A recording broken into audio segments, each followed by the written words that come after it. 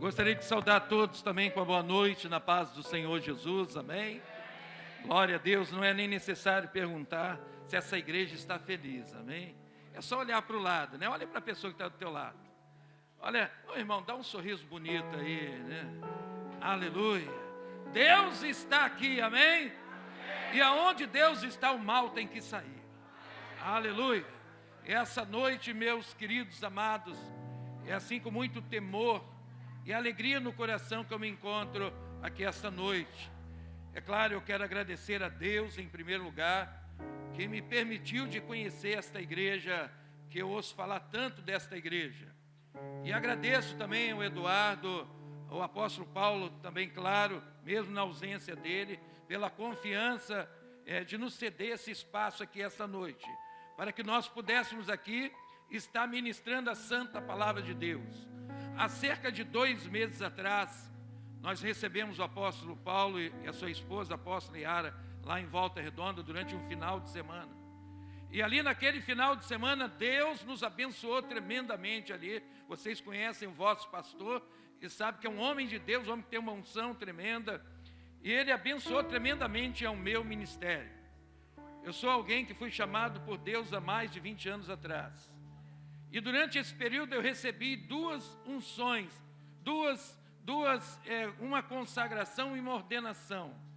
E naquele dia que ele esteve lá, eu deixei muita vontade, falei, querido, faça o que Deus mandar fazer. E ao término daquele trabalho, ele me deu uma unção com azeite no chifre, algo que das 3 unções era que eu não tinha, né?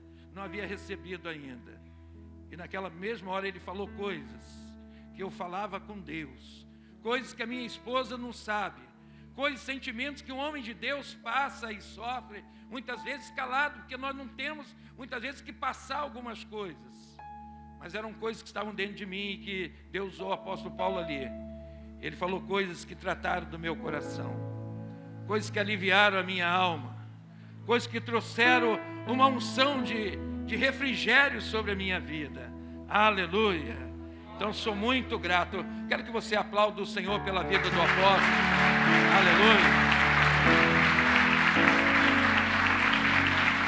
Aleluia.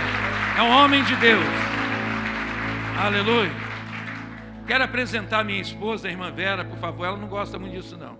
Mas fique em pé, por favor, irmã Vera, essa linda, a mulher mais linda que está aqui essa noite, né? Aleluia. Pode sentar, querida. Está me acompanhando. A esposa do pastor Edu, né? Do pastor Eduardo, a nossa irmã também. Glória a Deus, né? Estamos juntos aí. Também quero dizer nessa hora, que lugar lindo essa cidade, viu? Eu estou maravilhado com essa cidade. Mas Deus me reservou um lugar mais lindo que essa igreja aqui essa noite. Aleluia. E eu sei que Deus tem algo lindo para a tua vida esta noite. O nosso Deus, Ele faz coisas tremendas e maravilhosas. Eu quero que você abra comigo a tua Bíblia Sagrada, no Evangelho de Marcos, nesta noite. Capítulo 2, nós vamos ler 2 versículos. Eu sou um pregador, que a minha forma de pregar um sermão expositivo. E eu trabalho explorando os versículos da Bíblia. E nós queremos tratar de 10 coisas que estão contidas nesses 2 versículos nesta noite. O Evangelho de Marcos, capítulo 2, versículos 1 e 2. A igreja encontrou, amém? Passamos a ler neste momento. Dias depois, entrou Jesus de novo em Cafarnaum. E logo ocorreu que ele estava em casa. E muitos afluíram para ali, tantos que nem mesmo junto à porta eles achavam lugar. E anunciava-lhes a palavra. Louvado seja Deus. Queridos de Deus, meus amados, você veja aqui Jesus, nós encontramos em Jesus alguém que tinha uma constância no seu ministério. Jesus não era alguém que ficava parado. Jesus não era alguém que se acomodava, mas o texto diz para nós que dias depois entrou Jesus de novo. O texto mostra para nós que Jesus, ele tinha propósitos naquela cidade. Ele tinha coisas que ele precisava fazer ainda naquela cidade. E nós vamos acompanhando a vida de Jesus e nós vamos aprendendo com o ministério dele, a maneira a qual Jesus trabalhava. Eu, como homem de Deus, também um pastor, e aqui essa noite nós temos muitos homens de Deus, mulheres de Deus nesta casa. E nós aprendemos com Jesus que nós não podemos desistir, nós não podemos parar, nós não podemos recuarmos diante de dificuldades. Nós vemos que Jesus era alguém que estava sempre indo para frente. Porque, queridos, nós temos falado muito, e eu acredito que Deus tem falado muito neste lugar. Deus tem pressa. O tempo está passando, igreja de Deus. E nós também não podemos parar, não podemos desistir diante das dificuldades que surgem no nosso ministério, na sua vida espiritual. Nós muitas vezes temos uma experiência que não dá certo, algo que não avançou e nós nos acomodamos, nós paramos diante daquilo. Mas eu aprendo com meu Senhor, com Jesus, que nós temos que sempre estar tentando de novo. Porque certamente o novo de Deus vai acontecer para a nossa vida. Aleluia, Deus. Jesus chegou a Cafarnaum, que era uma cidade marítima, uma cidade perto do mar da Galileia. Eu quero dizer para você essa noite que essa igreja aqui hoje é a Cafarnaum de Deus, né? A cidade à beira do mar, uma cidade linda também, uma cidade que eu tenho certeza que o nosso Senhor Jesus está aqui, amém? E onde Jesus passa, Ele vai fazer milagres. Ele vai fazer coisas maravilhosas. Louvado seja Deus. A Bíblia diz, queridos, que quando Jesus chegou naquela cidade, logo correu, logo alguém anunciou.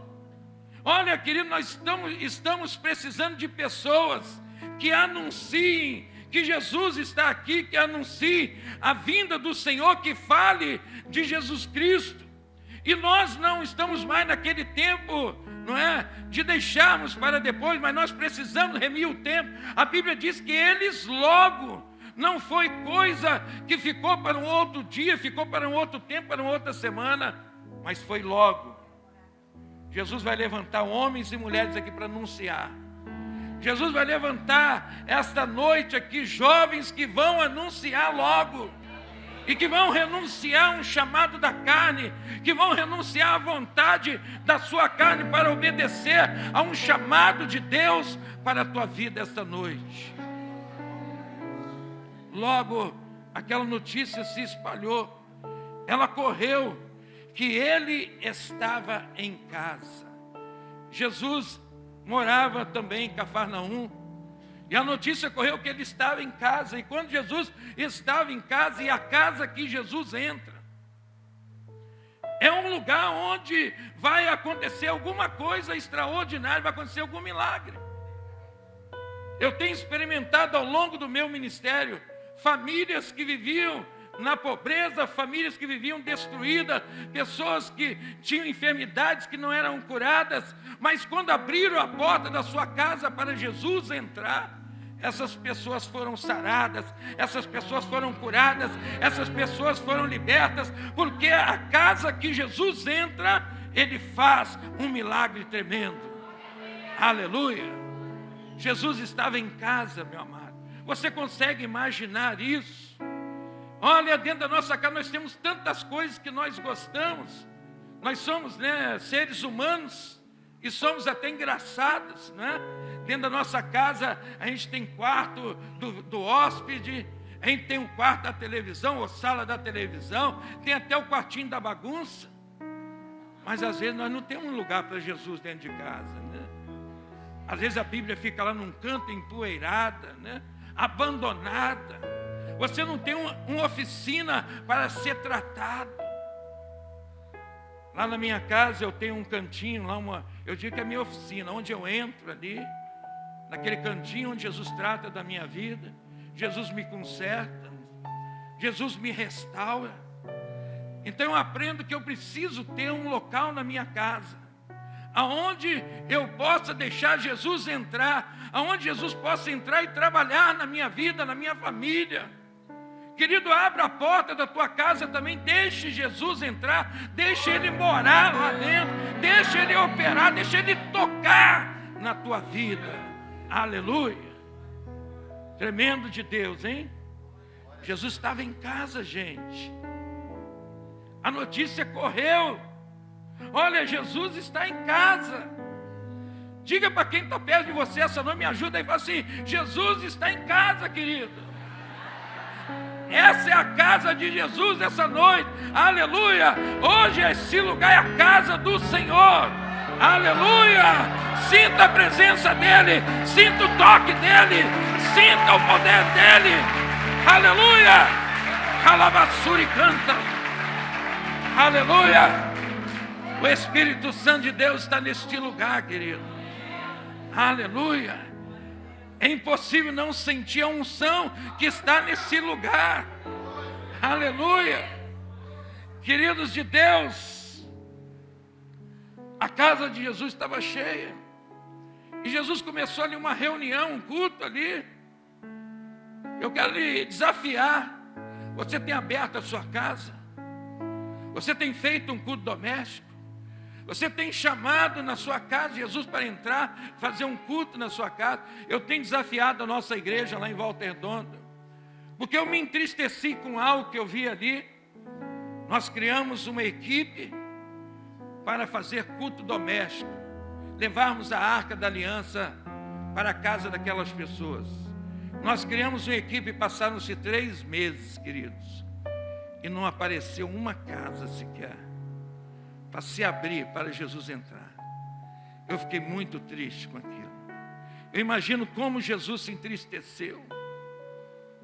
E às vezes, quantos de nós hoje, querido, temos uma casa confortável, temos uma vida estabilizada, Jesus nos abençoou, Jesus tem nos dado tudo, mas nós fechamos a porta da nossa casa. Nós não fazemos um culto de agradecimento. Não chamamos nossos vizinhos, nossos amigos, para compartilharmos das bênçãos recebidas. Eu vejo que Jesus entrou na casa de novo, e ali ele fez uma reunião ali naquela casa, e muitas pessoas afluíram para ali. A notícia espalhou: tem uma reunião, tem um culto lá na casa de Jesus, a porta está aberta.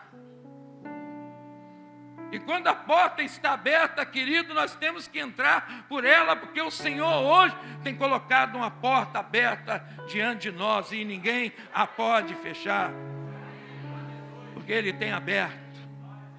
A porta estava aberta, mas acontece que eram muitas pessoas afluíram para ali, e eram tantas que nem mesmo junto à porta eles achavam um lugar.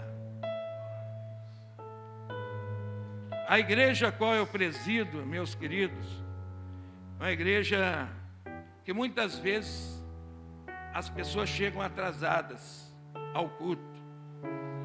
E eu sempre digo lá: olha, a sua bênção também vai atrasar, irmão. Tem irmão que chega mais cedo, irmão. Tem irmão que está buscando primeiro, irmão. Então eu tenho ministrado e falado sobre isso. Esse texto mostra claro para nós que aqueles que afluíram primeiro chegaram, encontraram lugar para estar onde Jesus estava, para estar perto de Jesus. Mas alguns, quando chegaram, nem na porta podiam ficar. Não tinha lugar, irmão. Não fique na porta, entra para dentro. Saia da porta. Às vezes tem cristão, tem crente que se conforma com porta, fica beirando a bênção, não é? Mas não recebe nunca. É um pé lá fora, outro pé dentro. É uma acomodação, não é? E eu vejo que a gente tem que ter decisão, a gente tem que ter propósito, tem que ter atitude, tem que romper, entrar no sobrenatural de Deus. Olha que o Espírito Santo diz essa noite a esta igreja: não fique conformado com a porta, mas entre, receba. A bênção está aqui dentro, igreja. A bênção para a tua vida está aqui dentro, está nesse altar. Aleluia. As pessoas foram chegando, e aquela casa se encheu de uma maneira que ninguém podia mais entrar ali. E Jesus anunciava-lhes a palavra. Eu sempre gosto muito, quando eu leio, que Jesus anunciava, ensinava. Você encontra em vários textos isso. Sabe por que a gente vive uma geração, isso eu digo lá em Volta Redonda, uma geração de tantas pessoas decepcionadas com a igreja, decepcionadas com liderança, decepcionadas, se diz, até com Deus e com o Evangelho, porque muitas vezes também não tem recebido a palavra da verdade, não tem sido ensinado. Jesus prezou no ministério dele o ensino da palavra, gente, porque a Bíblia diz: conhecereis a verdade, e a verdade vos libertará. A palavra de Deus nos diz que nós devemos prosseguir em conhecer a Deus. Tem muitas pessoas que nem conhecem a Deus, nem conhecem a sua palavra, porque tem faltado sacerdote que ensine. Nós precisamos conhecer a Deus e a sua palavra. Jesus prezou isso no ministério dele, de ensinar a palavra, de pregar a palavra. As pessoas, é claro, queriam ver os milagres, as pessoas queriam comer do pão, as pessoas queriam ver os paralíticos andar, mas Jesus queria ensinar a palavra. Porque quando nós conhecemos a palavra, nós não vamos ser enganados pelos charlatões espirituais. Quando nós conhecemos a palavra, nós não vamos ser levados como ovelhas que não têm pastor. E tem faltado conhecimento, tem faltado palavra. Às vezes vamos a reuniões que entra o ministério infantil, é uma bênção, vem, canta, vem o ministério de jovens, das senhoras, o ministério de dança, o ministério de não sei o quê, o ministério dos homens, a voz de trombeta. E quando oferece a palavra para o ministro, tem lá 5, 10 minutos para pregar a palavra. A igreja sai vazia, Porque, é claro, Deus está no meio do louvor do seu povo. Mas a palavra é que liberta o homem. É a palavra que opera a maravilha. É a palavra que restaura o pecador. É a palavra que traz a salvação. Então a palavra é algo muito importante. É por isso que na hora da palavra, é a hora que às vezes vem o sono, vem a desatenção, a vontade de ir no banheiro, a vontade de fazer isso, a vontade de fazer aquilo. É sempre na hora da palavra. Porque é a hora que a hora que Jesus vai fazer o milagre, é na palavra. Ele vai fazer já um milagre hoje na sua vida. Eu tenho plena certeza disso. Vai acontecer um grande milagre aqui neste lugar, essa noite. Aleluia. Enquanto Jesus pregava, anunciava-lhes a palavra, a Bíblia diz que alguns foram até ele, conduzindo um paralítico levado por 4 homens. E observa aqui que tem coisas, e muitas coisas, que precisam de cooperação. Aquele homem paralítico, ele foi levado por mais 4. Porque existem coisas que nós temos que trabalhar em conjunto, temos que juntar forças. Aqueles homens juntaram então e pegaram aquele paralítico e o transportaram, esforçaram. Porque aquele homem não podia andar, não tinha condições, ele necessitava que alguém o ajudasse. Você conhece talvez pessoas assim, pessoas que hoje estão precisando de ajuda, pessoas que hoje necessitam que alguém dê a mão, que alguém estenda. Existem pessoas que nós temos que até carregar no colo. esforçar, trazer. Aqueles homens então chegaram trazendo um paralítico levado, e não podendo aproximar-se dele por causa da multidão, eram muitas pessoas. E eles não tiveram como chegar com aquele paralítico onde Jesus estava. Aqueles 4 homens encontraram adversidades. Fazer as coisas de Deus, não pensa que é moleza não, gente. Fazer as coisas de Deus é difícil. Não é fácil não. Após aquele trabalho, aquele esforço de trazer aquele homem, o que eles encontraram foi dificuldade para chegar. Não encontraram facilidades. Às vezes a gente acaba de fazer algo para Deus, estão fazendo algo para o Senhor, para a obra dele, a gente acha que vai ter alguma facilidade e aperta mais. Talvez ali eles pudessem desistir e falar, poxa, nós carregamos esse peso até aqui, chegamos aqui, e Jesus não tem como nós chegarmos até Ele. Vamos levar esse homem de volta. Mas aqueles homens não desistiram, e eu digo essa noite, o Espírito Santo diz para a tua vida, não desista. Se você desistir, você vai começar a desistir de desistir agora. Porque Deus hoje tem para a tua vida, irmão. Não desista. Não desista. Aleluia. E não podendo aproximar-se dele por causa da multidão, descobriram o eirado no ponto correspondente ao que ele estava. E fazendo uma abertura, baixaram o leito em que jazia o doente. Aqueles homens mostram para nós que nós precisamos tirar os empecilhos que estão no caminho. Nós precisamos tirar as barreiras que estão nos impedindo. Nós precisamos também fazer a nossa parte. Jesus faz a parte dele, isso é certo, isso é uma garantia, mas nós temos que fazer a nossa. Aqueles homens subiram no telhado e eles ali abriram no local onde dava exatamente onde Jesus estava. Trabalho, esforço, dedicação. Por eles? Não. Pela vida de outro. Hoje as pessoas são egoístas, pensam em si próprio, benefício próprio, alcançar para ele, conquistar para ele. Mas aqueles homens, o que eles estavam fazendo não era para eles, é para outro. E quando nós começamos a nos interessar pela vida dos outros, Jesus se interessa pela nossa. Enquanto você está fazendo alguma coisa para alguém, Jesus está fazendo alguma coisa para você. E a gente aprende com a Bíblia, com a palavra de Deus, não é?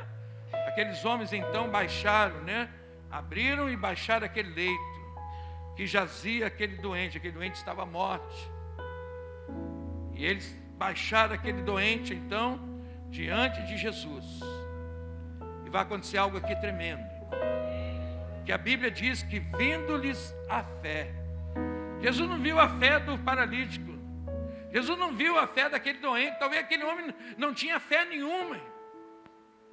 Talvez ele nem desejasse estar ali. Mas Jesus viu a fé daqueles homens. Jesus está olhando a nossa fé. Jesus está olhando para cada um de nós aqui essa noite. Você talvez veio trazer algo. Talvez você veio interceder por alguém. Talvez você trouxe alguém essa noite. Talvez você está aí pedindo pela vida de alguém. Jesus está vendo a sua fé. Nada passa despercebido da visão de Jesus. Os olhos dele contemplam todas as coisas. Nada o passa despercebido. E se tem algo que Jesus quer ver em nós essa noite, é fé. Amém? Diga para quem está do seu lado, irmão, você tem fé? Então diga para ele, se você tem fé, você vai ser feliz. Vamos aplaudir o Senhor, queridos. Aleluia. Aleluia. Nós precisamos de fé, queridos. É tudo que nós precisamos essa noite é de fé. E fé tem tamanho. A Bíblia diz: se nós tivermos fé do tamanho de um grão de mostarda, que é uma semente miúda, você pode mandar que um monte se erga e lança-te ao mar. Tem um monte aqui bonito que eu vi aqui.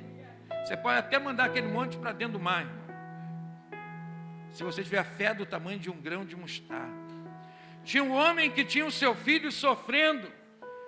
E ele disse para Jesus, se Jesus podia curar o seu filho, Jesus virou para ele e disse: se tu tiver fé, tudo é possível. Ele falou: Senhor, me ajuda na minha pouca fé. Talvez você pense que a sua fé é muito pequena, não é?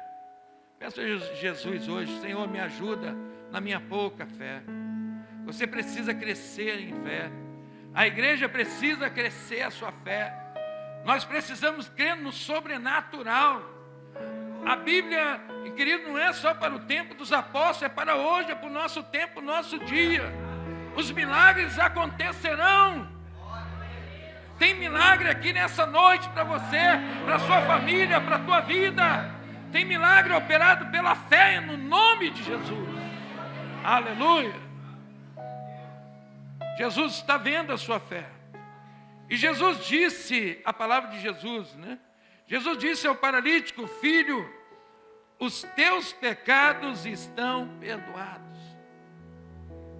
Que agressão à nossa fé, não é? A gente desenvolve a fé, a gente tem uma fé para receber um milagre, uma cura, para receber uma herança que está lá presa na justiça há muitos anos. A gente tem fé, não é, para receber essas bênçãos. E de repente Jesus vira para você e fala: os teus pecados estão perdoados. Que decepção, hein? Poxa, pensei que ele ia falar que minha conta no banco amanhã amanhecer cheia. Pensei que Jesus ia falar que ia restaurar o meu casamento, né? A minha esposa ia voltar a olhar para mim e falar: poxa, você está como era há 20 anos atrás, hein? Está igual um touro aí, rapaz. Mas Jesus disse: os teus pecados estão perdoados. Aleluia. Aleluia. Calava churianda lá.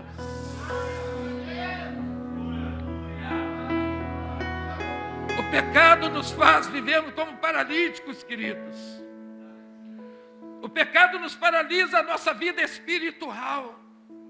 O pecado nos impede, meus queridos, de nós nos aproximarmos de Deus, porque a Bíblia diz que os nossos pecados fazem separação entre nós e Deus, para que Ele não nos ouça. Às vezes a gente acha, né, pensa tanta coisa e esquecemos que pecamos, esquecemos que falhamos, erramos alguma coisa diante de Deus. A gente coloca a culpa na igreja. Não, é essa igreja. É o pastor que não tem unção. É aquela irmã do círculo de oração. É aquele líder de jovens. Gente, hoje Jesus quer perdoar os nossos pecados essa noite. Jesus quer hoje perdoar pecado, igreja. Talvez o maior milagre que nós vamos receber essa noite é o perdão de pecado. O resto é consequência. A consequência de ser liberto do domínio do pecado, meu querido. Os teus pecados estão perdoados. Aleluia. Oh, glória a Deus. Os teus pecados.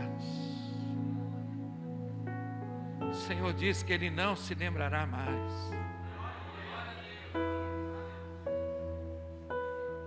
Aleluia. Mas ali naquele local, queridos, havia religiosos, havia conhecedores das Escrituras, que estavam ali assentados também.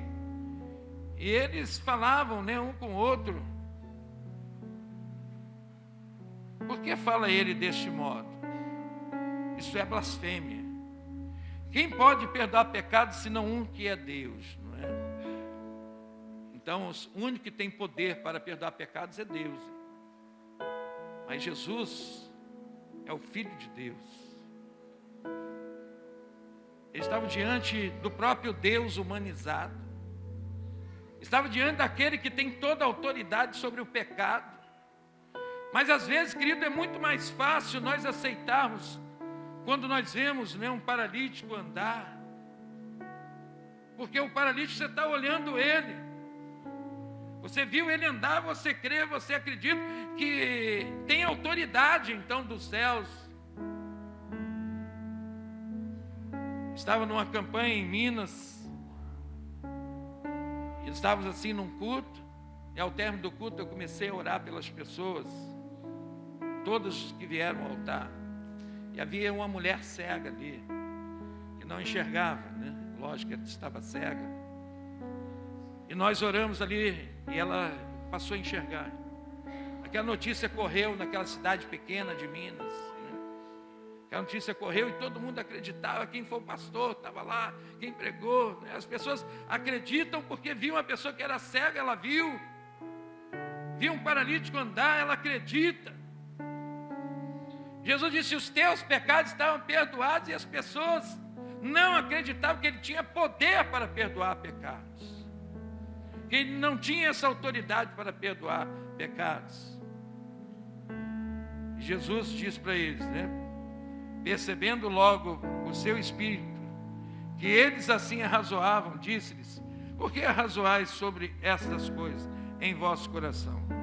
Qual é mais fácil dizer ao paralítico: estão perdoados os teus pecados? Ou dizer: levanta-te e toma o teu leito e anda? O que é mais fácil? Você vira para ele e diz: levanta e anda. Andou, não andou, é tudo a mesma coisa, né? Se andou, você viu. Se não andou, você não viu. Mas os pecados perdoados, nossos olhos não veem. É sobrenatural. Qual que é mais fácil dizer? Ora, para que saibais que o Filho do Homem tem poder sobre a terra, autoridade para perdoar pecados, disse ao paralítico: eu te mando, levanta-te, toma teu leito e vai para a tua casa.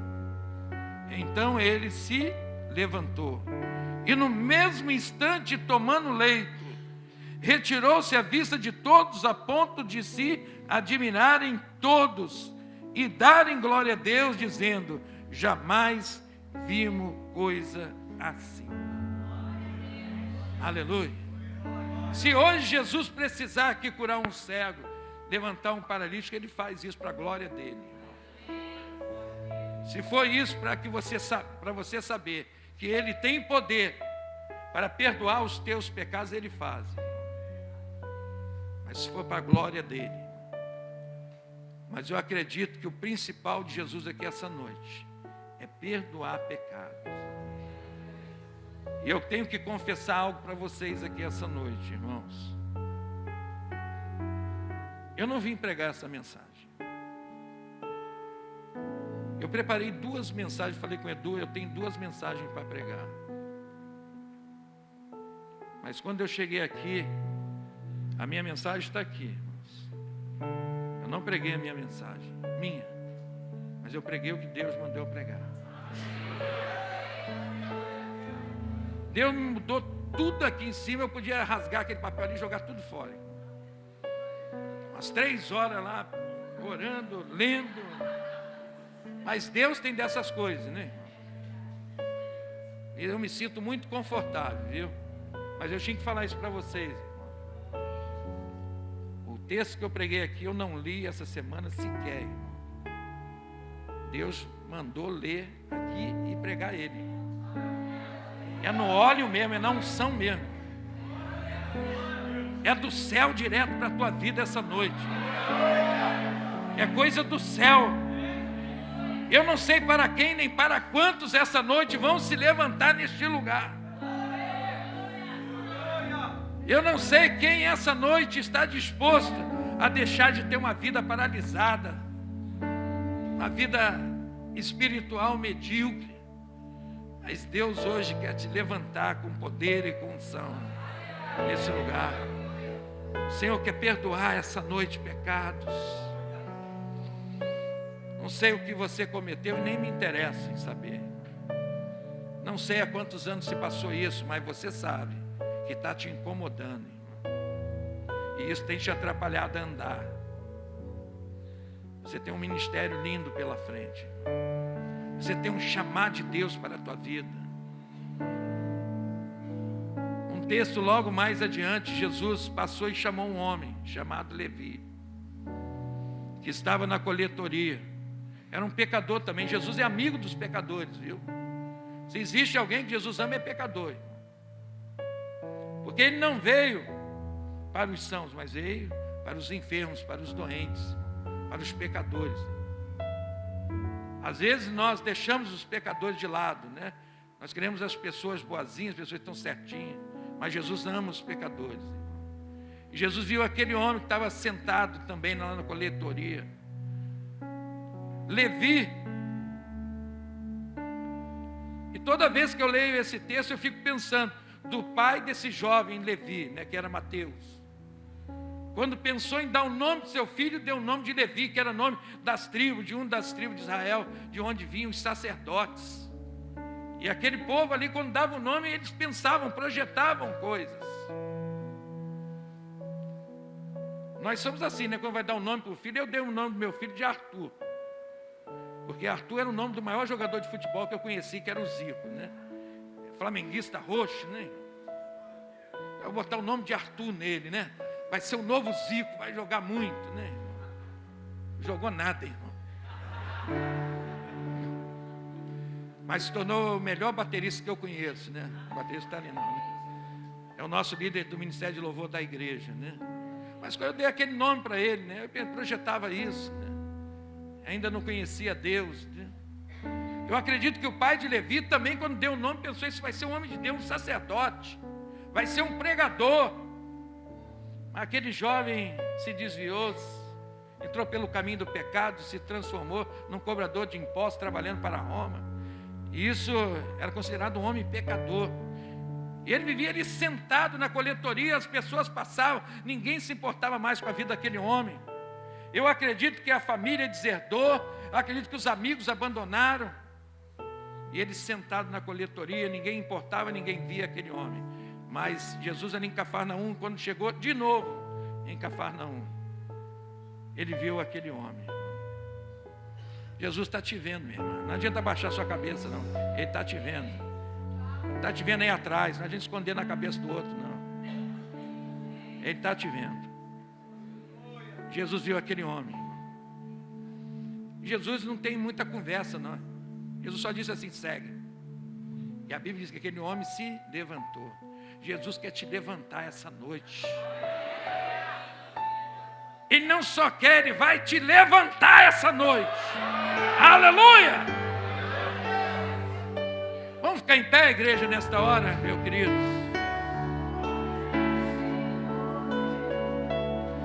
Ele vai te levantar essa noite. Eu gostaria de, pastor, permite orar? Eu gostaria de estar orando por você hoje. Eu não sei quantas pessoas, mas eu sei que Jesus vai levantar muitas pessoas aqui essa noite. Muitas pessoas que estavam sentadas na fé, mas Jesus vai te levantar essa noite para você viver um novo tempo, uma nova história na tua vida. Calabashuri canto imanat, recalabaxé. Gostaria de chamar você que já se levantou essa noite, venha para aqui para frente, para o altar. Vem aqui na frente, nós vamos orar pela tua vida. Nós vamos estar orando essa noite. E Jesus, que tem poder sobre o pecado, Ele hoje vai te perdoar, Ele vai te lavar com sangue precioso dele. Aleluia! E nenhuma condenação há para aqueles que estão em Cristo Jesus, e que não andam mais segundo a carne, mas andam segundo o Espírito. Alabaxeca, alabaz.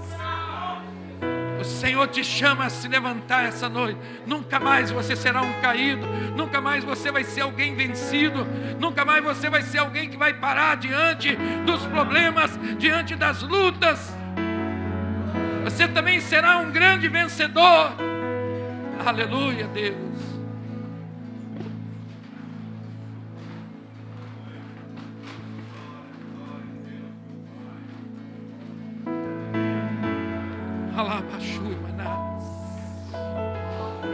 Glória, glória a Deus.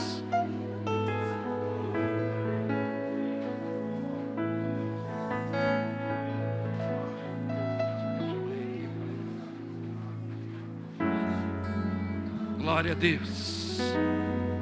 Os pastores vão estar aqui também, querido. Jesus está aqui. Nós vamos estar levantando as mãos sobre a vida de vocês nesta hora. E Jesus vai vos cobrir esta noite. Glória a Deus.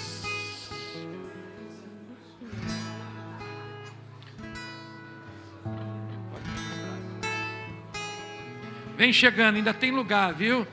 Chega mais para frente, igreja. Tem irmãos que ainda vão chegar aqui. Aleluia.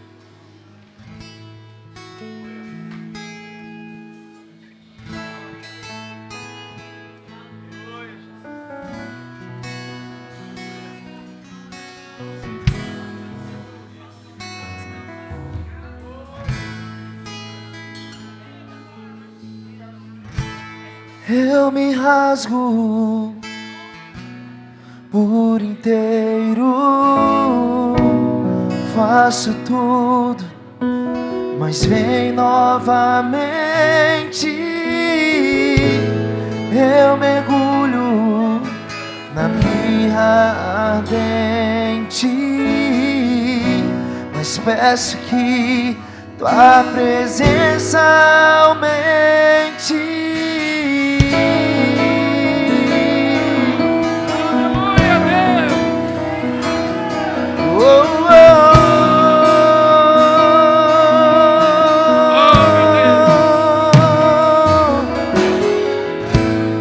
Eu me rasgo por inteiro,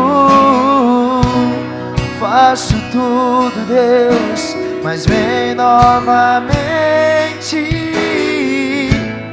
Eu mergulho na mirra ardente, mas peço que tua presença